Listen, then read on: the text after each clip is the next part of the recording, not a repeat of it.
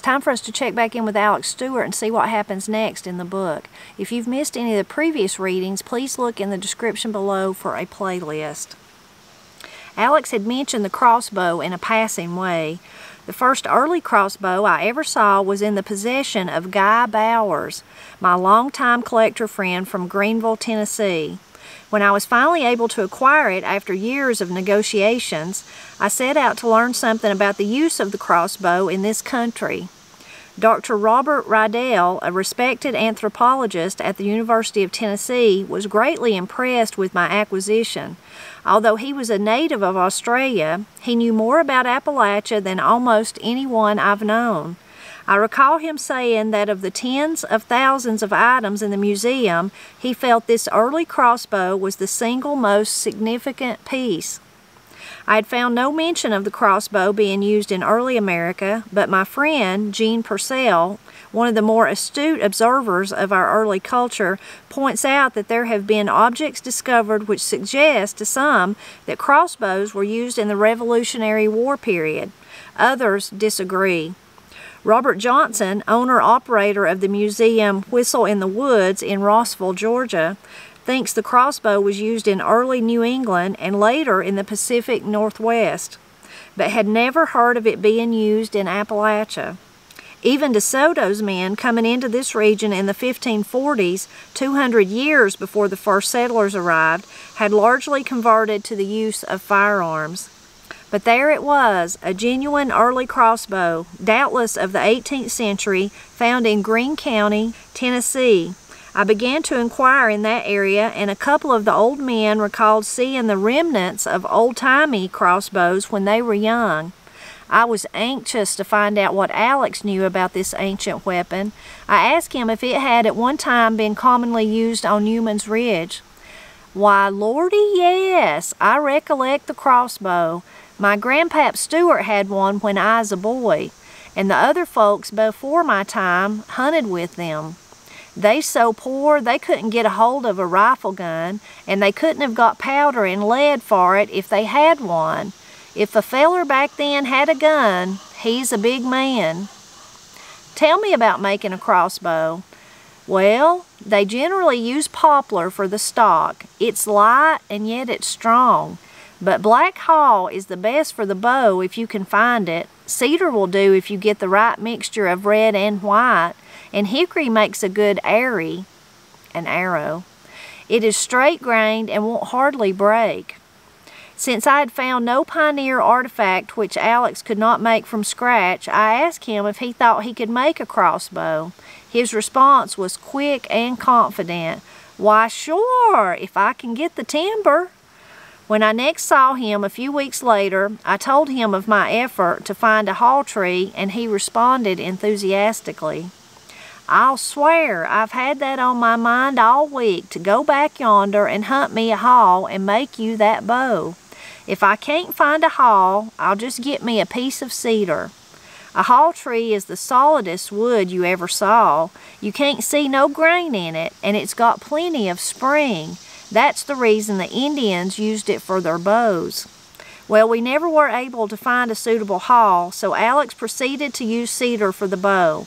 When he finished it, I was simply amazed. It was not only a well-proportioned work of art, it was a dependable and deadly weapon. And it was made from memory of the last one he'd seen, perhaps 70 years earlier. If I was ever tempted to question Alex's claims relative to his attributes of making any of the pioneer arts, his expertise in making the crossbow alone would have allayed my doubts. It is cocked by pulling the bow back and catching the bowstring on a notch cut near the handhold of the stock. The arrow lies in a groove cut into the top of the stock so that when the string is released by the trigger, the bow springs to its original position, driving the arrow out of the groove at near bullet speed. The crossbow was developed in the medieval period and mechanized as early as the 1400s by the addition of a two-handled windlass to draw the bow into the shooting position. The crossbow Alex made was more simplistic, representative of an earlier time, and it was devoid of any metal. It, like many items made in the pioneer setting of this region, was less advanced than the European counterparts made several hundred years earlier. So the crossbow was used on Newman's Ridge in your grandfather's time instead of a gun? There wasn't no guns hardly. When I was growing up, my daddy and George Bell had the only rifle guns in our whole community. Before that, when Pap was growing up, he hunted with a crossbow. Him and a Creech boy was out hunting one day with crossbows, and they got sort of separated, and Pap accidentally shot him in the side. He pulled the arrow out and brought him down to Grandpap's. Grandma bound him up and put turpentine, tallow, and coal oil on him. He got all right, but if it hadn't been for his clothes, that spike would have went 2/3 of the way through him. So the crossbow wasn't just a plaything. No, sir. That's all they had to hunt with. What did you use for the string when you first made the bows? Flax string or towel. Of course, you can use nylon now. You could use cotton, but it wouldn't last long. What about rawhide? Rawhide won't work. It's too bad to stretch if it gets wet a little bit. And the crossbow was a deadly weapon? Oh yes, you could kill anything with it. I used to hunt mainly rabbits and squirrels with them. I heard Grandpap talk about killing deer with crossbow. I recollect once that I went down to the blacksmith shop and made me a fine steel spike for my arrow. After I got it finished, I was a-hunting up there in the holler and looked over the far side of a ditch, and there sat a rabbit. I drawed back and set that arrow right across his back, right under his hide, and he took off up through the cedars. I went a piece looking for it and couldn't find it. About 6 or 8 months after that, I was up there again, and there laid my arrow and the bones of the rabbit. It was rotted, the arrow was, but I got my good spike back. The art and knowledge of performing many of the frontier crafts and activities are in many cases on the verge of being totally forgotten. Indeed, even the knowledge that some of these old-time ways ever existed is being forgotten. Making tar from pine knots is an example. The subject came up quite by accident. My longtime friend, W.G. General Lenore, who founded the Lenore Museum in Norris, Tennessee, and who is the same age as Alex, called me late one night to pose a question which had been on his inquisitive mind.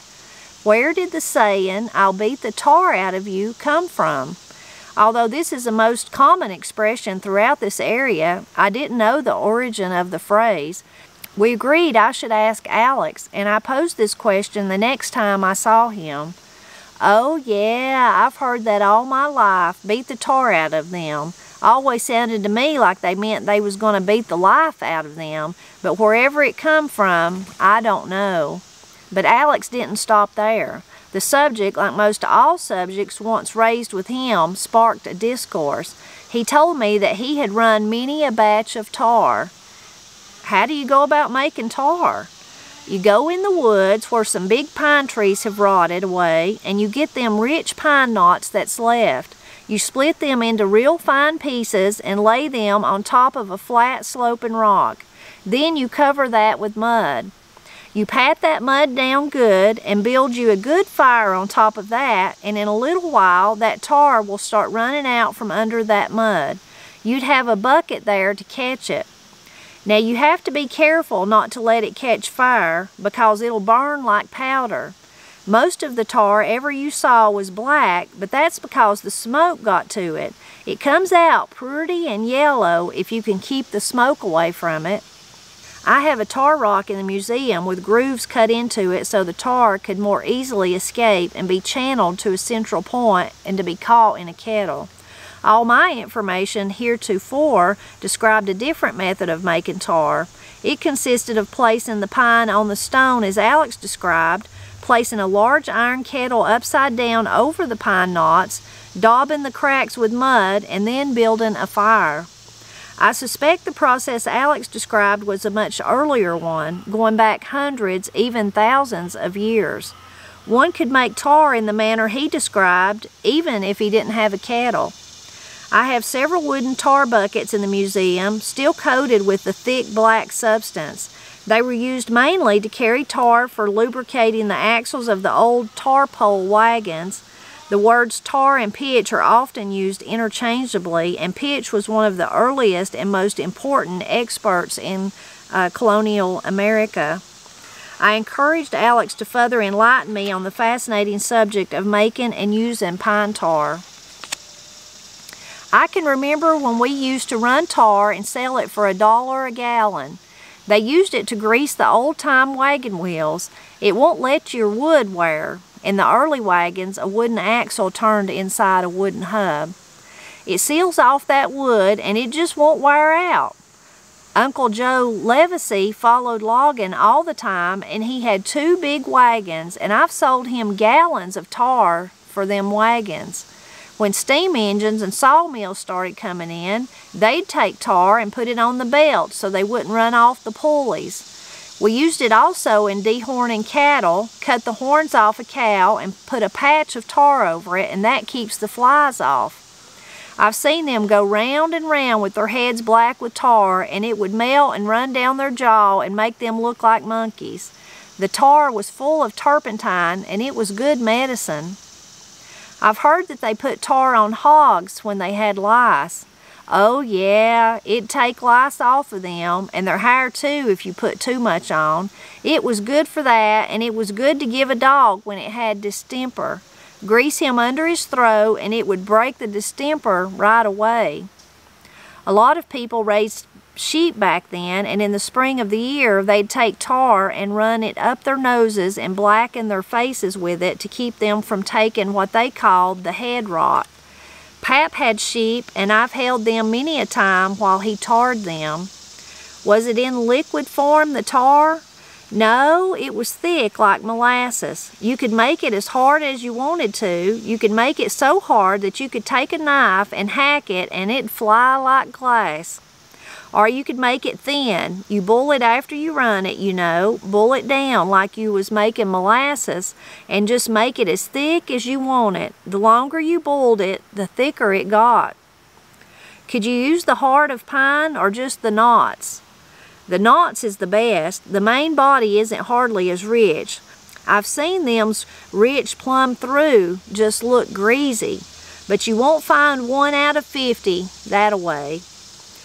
Alex, I've asked you about every pioneer activity I could think of, hundreds of them, and you've never failed to provide first-hand information.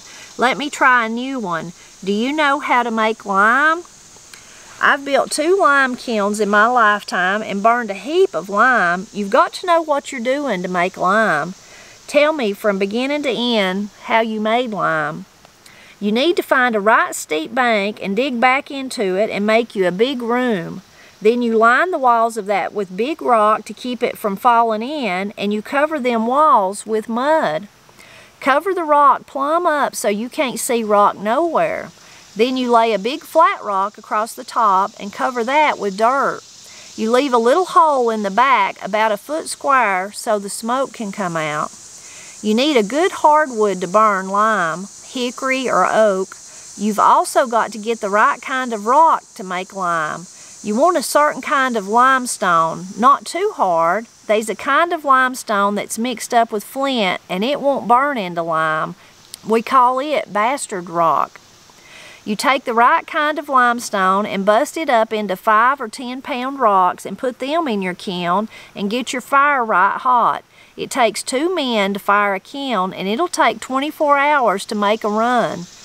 You have to have the fire awful terribly hot, and you can smell the rock when it starts burning. Them rocks will go into ashes just like wood ashes in your fireplace, except they're whiter. When you was up on the ridge t'other day to get my old log house, you passed an old lime kiln where they burned a man up. His name was Creech. Some fellers got into a disagreement with him, and they killed him and burned him up in that kiln.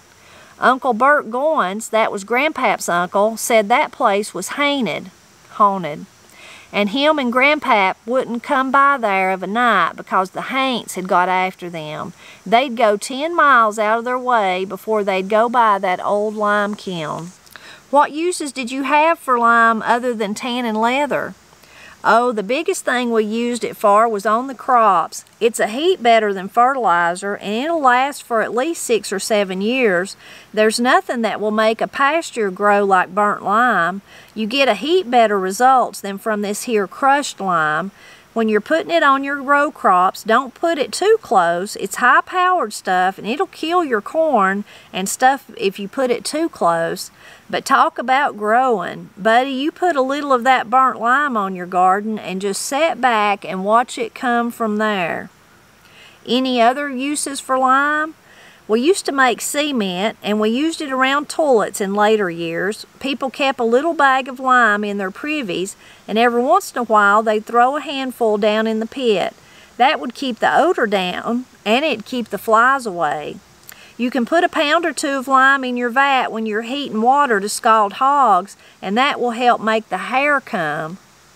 I've used lime to whitewash fruit trees. Take your lime and mix it with water and paint your apple trees and peach trees up about 2 or 3 feet high. That keeps the rabbits, goats, and everything else from eating the outside bark and killing the tree. It keeps the ants and other insects away too, but it don't hurt the tree. Someone, Bill Henry I think, told me that you used to dig wells by hand. Tell me, how were you able to do this without any equipment? The first well ever I dug was for Al Moore. I was telling you about living on his place. The regular pay was 50 cents a day, and he offered me $1 a day to dig a well, and that sounded awful good. I was about 20 feet down, and a big rock was in the way, and I just went around it and went on down, left it sticking out. I worked for 2 or 3 weeks and got down about 50 feet deep and hadn't struck water. One morning I started down in the well, and that big rock had come loose and fell all the way to the bottom. I was just lucky it hadn't come loose when I was down there. That would have been the end of Alex Stewart, wouldn't it? If I'd have been in there, they would have never knowed what happened to me. They'd have never found me. But I went down and busted up that rock and got it out and kept going. How many feet could you dig in a day? If I was in regular dirt, I got along pretty good, several feet a day, but when I hit solid rock, I wouldn't make more than a foot a day. I had to drive a steel bit in the rock and no more room to work down there. I'd take powder and fix in the holes I dug, then I'd come out and shoot the rock. Then I'd have to go down and get all them rock out. Did you have someone to take out the dirt and rock? We had a rope and a box. Al stayed at the top and took out the mud and rock, and he'd pull me out the same way. Had a crank and a windlass, and he'd just turn that crank till he pulled me out. I had a little box to set in and a coal oil lantern to see with. When I had the box full of rock or mud, I'd give a jerk on the rope, and that would ring a little bell on the outside. If I wanted to come out, I'd climb in the box and jerk the rope the same way, and he'd pull me out. After I got below 50 feet, it took 2 men to wind me out. One would go about halfway, and then the other would take over. When I got down to 83 feet, the air got so bad I couldn't breathe, and the walls was so dangerous I said, I'm not going no further. Al got a feller with one of them drilling machines to come, and he didn't go but a few feet till he struck water. Usually you didn't have to go so deep. I dug a well over here on Blackwater for a Robinette feller and struck water at 32 feet. Then I dug one for Bert Levesey and hit water at 22 feet. It was just as dry as this floor, and I pulled out a piece of slate and the water just jumped mighty near in my face. After you got water, you had to line the well with stone, didn't you? Yeah, you had to wall it from the solid rock on up. If you didn't, the dirt would come in, and soon you wouldn't have no well anymore. I dug my wells 4 feet across in diameter. When I walked the well up, I just left a small opening, just big enough to get your bucket in. I never used no mortar, just good smooth rock, and when it was finished, you didn't have to worry about it falling in. It was there to stay. Lining the walls of a well is about the same as building a chimney, I suppose. Did you ever build chimneys? I've built them from start to finish, gone out and quarried the stone and hauled them in with a steer or a horse. I helped Pat build one for Jess Maxey once, and from then on I could build them by myself. Daley Johnson built him a house up there and got me to build the chimney. After I got all my material together, I built it in 2 days. What did you use for mortar? Just use clay mud. There's a certain kind of yellow clay that's best. I'd put a few ashes in it, and that would help to keep it from cracking. Did you ever build any brick chimneys? Yeah, Jim Miser used to make brick close to where I lived. He had him a mill to grind and mix the dirt, and he pulled it with a horse. He'd mold them, then put them in a furnace and burn them for 24 hours. I've used brick he made to build chimneys, and in later years I used other brick. The main thing in building a chimney is to get the throat in the fireplace shaped right so it will draw. If you don't shape it right, it'll smoke you right out of the house. On a Sunday afternoon early one summer, a group of Alex's friends gathered to celebrate his 87th birthday. We had planned a party near his actual birthday in January, but weather conditions had caused us to postpone it 2 or 3 times. After we'd had the noon meal under the shade trees in his yard, several of us played some old-time tunes on our stringed instruments, much to Alex's delight. He disappeared into the house and soon reappeared with a mouth bow. He joined us and was soon following along as if we'd always played together. Several people expressed a great deal of interest in this unusual instrument, and Alex promised half the crowd of nearly 100 people that he'd make them a mouth bow. When I next visited him, he had a dozen of the finished instruments standing in the corner of his room. Alex, in my many years of traveling through the Appalachian Mountains talking with thousands of old-timers, I've only known 2 other men who could play the mouth bow. I tried to learn about its history but have had little success. What can you tell me about it? Grandpap Stewart learnt me to make them when I was just small. He was getting out some cedar timber to make some churns one day, and he rived off a big splinter, but it was too thin to make a stave. I was sitting right on the end of the bench from him, and he picked it up and said, "Heavens, I'll make you a pretty out of that," and he made me a bow. He went in the house and got a flax and a tow string to put on it, and took English resin and rubbed the string and showed me how to play it. I soon caught on. The sound comes from your mouth, and in order to play a tune, you've got to work your mouth right. I could sure play back yonder, but I've lost my teeth, and I can't play half so good. Grandpap said he learned that from the Indians, said they would sit around of a night and play music on their hunting bows. They'd put one end in their mouth and pluck the string, and they'd get a tune out of them, sort of like playing the Jew's harp. Alex, these mouth bows look so simple, so easy to make, but I know there's much more involved than meets the eye. I worked all day getting one whittled down to what I thought was the right thickness, the right width, and the right taper towards the ends. The first time I bent it to put the strings on it, it snapped in 2. Alex laughed heartily. That's the way Bill Henry did. He was up here and he worked and worked on a mouth bow and finally got it done and asked me what did I think of it. I said, well, if it don't break, it's all right. The first time he pulled it back, it whopped in 2. I knowed it would. He had the grain turned the wrong way. Alex chuckled again. The first thing to remember is to riv your timber with the grain. If you riv it in bastard fashion, it don't sound so good and it'll break every time. You want the bark side out when you bend it. If you don't bend it with the bark side out, it'll sure break before you get your string on it. One of Alex's mouth bows was acquired by Carlock Stuxbury, who is the writer's cousin and a member of the Museum of Appalachia Band. When television personality Archie Campbell heard Carlock play his quaint instrument, he arranged to have him appear twice on the nationally televised program Hee Haw. Carlock has also appeared on the Nashville Network and more recently with the band on a program filmed by the British Broadcasting Company. As a result, tens of millions of people have heard the melodious sounds of Alex's mouth bows, and several people have expressed an interest in learning to play this instrument, which has largely been forgotten by even those few who were at one time familiar with it. Have you made other instruments? I've made several kinds. The first banjo I made used an old dinner bucket for the rim. I was a-setting on Pap's porch one day playing that banjo, and a feller by the name of Matt Singleton rode up on his horse. They was a young colt following him. He tied the mare and come up on the porch and took hold of the banjo, and buddy, he was a banjo picker. He played a few tunes and asked me what I'd take for it.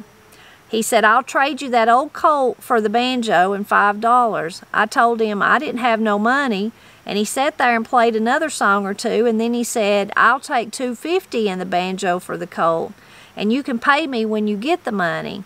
I said, "All right, we've made a trade." I raised that horse and broke him and kept him till he was 10 or 12 years old. I would have kept him longer, but he got the fistula. That's a bad horse disease, and it's hard to cure. Did you make more banjos? Oh yeah, I don't know how many I made. I generally get about $5 for one if it was any count. The best ones I ever made was when I used a cat hide for the head. Grandpap Stewart told me cat hides was the best for making banjo heads, and Mother had a great big old cat. One day I catched her gone, and I killed that cat, skinned him, and tanned his hide. That was the best banjo I ever made, and I got $8 for it. Mama missed her cat, and she finally found out what I'd done. She liked to have made a cat out of me. I give her half of what I got to keep her from quarreling so. I was about 12 or 13 years old at the time. How did you know how to space the frets? I just kept trying till I found out where they were supposed to go. Then I'd take a saw, cut a little gash across the neck, and take little pieces of tin to make the frets by putting them in those little gashes. I heard you play the juice harp the other day, and you really sounded good. I used to couldn't be beat on the juice harp. I don't care who it was. I wasn't ashamed nor afraid to play before anybody. I never heard of anyone making their own juice harp. First, the making of a juice harp required very special blacksmithing skills, and secondly, the instruments have been available at very cheap prices in country stores since colonial times. I asked Alex if he made his own juice harp, expecting a negative answer. "Yeah, I've made them. You give me the right kind of wire, and I can make one yet. It's got to be steel, but there's different kinds of steel. I want the hard kind to make a good one. I've put 2 or 3 tongues in the juice harps for the Lovell feller down there. What's his first name? I can't think of it. It's a real funny name." It was Reginald. "How many different kinds of instruments do you play?" "Oh, I've got to where I could play the banjo pretty good, and like I said, I never seen nobody that could beat me playing the juice harp when I had my teeth. Of course, I played the mouth bow and done pretty well on the French harp. I learned to start a few tunes on the fiddle, but I never had one of my own. Pap had one, and he was a pretty good hand to fiddle." "Alex, some people think the dulcimer was common throughout this region, but 90% of the old people have never heard of it until recently. I know you're familiar with them and that you've made some. Tell me about the dulcimer." "I went to see an old charm doctor once to have her to take off some warts from my hand, and she was sitting there playing one of them dulcimers, and that was the first one I ever heard. It wasn't long before I made one myself, made it out of walnut, and I give it to an old woman from over in Virginia who come and helped Mama wash once in a while. She could pick one, I'm telling you."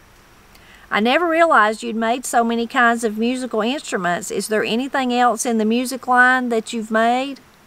"I made me a drum one time out of a sheep's hide. I tanned a big sheep's hide, took all the wool off, and worked it till it was good and soft. I made the rim from rived out white oak, and I made my brackets out of heavy wire about the size of an 8-penny nail. Made me 2 sticks to beat it with, you know. I took pains with them, and they looked better than the drum did." "Where did you ever get the idea of making a drum? Had you seen one before?" "I saw one time. There was an old feller by the name of McGee, and he had one. He'd travel around and put on a show, and he'd charge 10 cents for you to listen to him. He come up here on the ridge one night to an old log house where nobody lived and had his show there. I went to hear him, and oh, he beat that drum." So I hope you enjoyed this peek into Alex's life, again with the many different talents that the man had. Every time John Rice Irwin thinks he's going to stump him on something, Alex not only knows about it, he's actually made one, or actually made the process, like in the talking about the lime. Such knowledge he had. I enjoyed the very beginning part about the crossbows. I've never shot a crossbow. Matt has a modern day crossbow that he uses sometimes, but it's so interesting that had almost, the usage of them had kind of, not only they'd fell out of fashion, no one was using them, but even the knowledge that people did use them was almost gone. And I'm so glad that John Rice Irwin documented that, and then that he was able to talk to Alex and get first-hand information about it. So that was just fascinating. When he's talking about the crossbow and the talking about the arry, he calls the arrow arry. Reminds me that one time when I was in high school, I went out with a boy he was from down in Hiwassee Dam, and we went bowling. And I'd never bowled before, so he was trying to tell me how to bowl, and he said, "You just see down there at that arry?"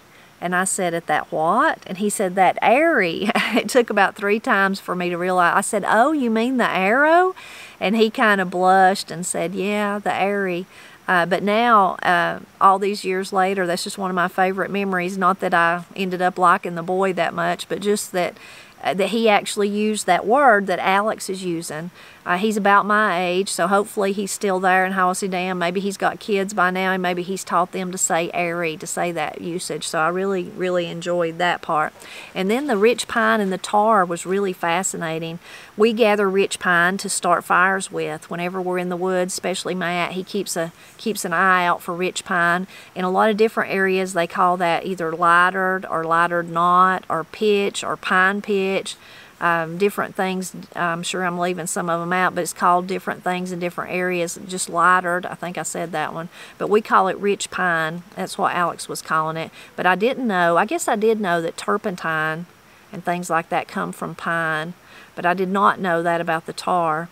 And that reminds me of another memory. One of my friends, when I was young, growing up, I would go home with her from church, and sometimes she'd come home with me from church. And one time we were playing around her house, where her mom and dad lived, and it was like a house they rented over in Martins Creek, and there was buckets of tar, and I'm sure her daddy was doing something with them. But we got into that tar, and we got it all over us. We got it all over our hands. Once we felt it and seen the consistency of it and seen, you know, how dark it was, we played in it. And I remember her mother coming out to check on us, and she was like, "Oh no, oh no." So she sent us, there was a creek right there in front of their house, and they kind of used that creek for washing up if they'd been outside. So there was soap, a bar of soap down there, and she sent us down there to scrub ourselves with the soap, and I think told us to get some rocks and scrub the rocks on our hands and try to get that tar off. We were probably, I don't know, I'm guessing we were maybe 6 or 7, something like that. We were pretty young. The part of the tar too, when he was talking about all the different usages for it, and different things that they used, like when they were dehorning cattle. The part when he's talking about the dogs, and he says, talking about them having, or no, it was the hogs, I think. Let's see. No, it was a dog. I was thinking it had to be a dog. Yeah, it was a dog. About having distemper, and they would put it on their neck. I've never known a dog that had distemper or whatever, but that reminds me of Pap too, because if he was sick, he would often, like in a joking manner, he would often say that he had the distemper, or he would ask you if you were sick, if you had distemper, or if you had the hydrophobia. Talking about like rabies. So I enjoyed that part, and just the whole part about him making lime, that's just so fascinating. So I imagine that when he's talking about that they would mix it with water and put on their trees, I can actually remember seeing trees like that. Now whether it was lime or something else, I don't know, but they were white to a certain place up high. When I was a girl, I can remember seeing yards like that. And then also I wonder if, and I think that Pap told me this, I'm pretty sure, that they would mix water with lime and they would paint, do their chimneys like that. They would, the little whitewash chimney, you know, there's a great song, Pap and Paul's got a great version of that. I will link to it so you can go listen to it. But they would use lime like that. And also to like their fence, if they had their yard fenced in, then they couldn't go to the store and get paint, but they could kind of freshen it up by mixing water with lime and then painting that on the fence. So again, just fascinating, all the different jobs that Alex had. Probably the hardest job, I don't know, I mean, he's done so many different hard work in his life, but one of the hardest jobs had to be digging that well. I mean, the railroad, that part was really hard. I mean, everything he did was hard. Everything in those days was hard. And how amazing that we had people that were strong enough to do that, you know. There's still hard jobs in the world, even though they're much easier than in Alex's day. There's still things that are tough. You know, I know Matt, my husband, he works so hard, and he gets put in situations where he's just got to work such brute force manual labor. And I'm just glad there's people like Matt that's still here, that's still able to do that.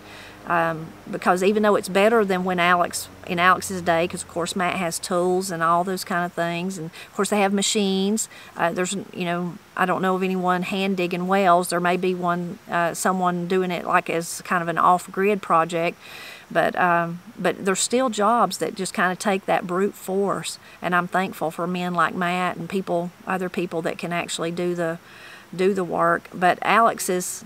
So everything he did was hard, but that well, digging those wells, maybe it's just the fact that he was so far down in the hole.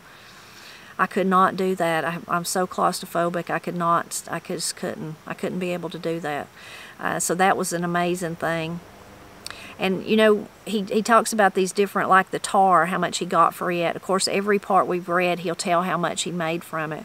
So I wonder if, you know, and of course at different times in his life he was doing these different things and getting money, but in his young days it almost sounds to me like, you know, today we all hear about these, especially I do as being a content kind of creator, you hear about these passive streams of income, or different streams of income, like people that are kind of working for themselves, they have different streams of income. I guess you could technically say even large corporations and stuff do, even a service industry like the wells. So they're drilling wells today, getting paid for that, but then there's also the pump side of it. So it is kind of different streams of income, but definitely for Alex. So you wonder if maybe for a little bit of the year he was, you know, maybe he had some tar going so he could sell that, but he was also going to the Clinch River to get those mussels, to get the pearls, or he was also harvesting wood, you know, cutting firewood. Of course, he was growing the garden to sell stuff. So he just had all these different little streams of income that was coming in to actually support his family and make sure that they could, you know, they had enough for what they needed to survive. Just so fascinating, though, when you think about all the stuff that he did. And I'm so glad that John Rice Irwin wrote this book and documented those things, that Alex knew that knowledge, or it would be gone. Like kind of in that one part John Rice is talking about, some of this stuff was already gone even at that time. So fascinating. I also found it really fascinating when he pointed out that a lot of people in the Appalachian Mountains were doing things that were behind where maybe their counterparts in Europe were already ahead of them. So I found that really fascinating too. Maybe that speaks to the isolated nature of the people who lived in the Appalachian Mountains, you know, those first people that settled the area. I don't know. Anyway, I hope that you'll leave a comment and tell me what you found interesting about this part of the book. And as always, I hope you drop back by next Friday so we can see what happens next to Alex Stewart.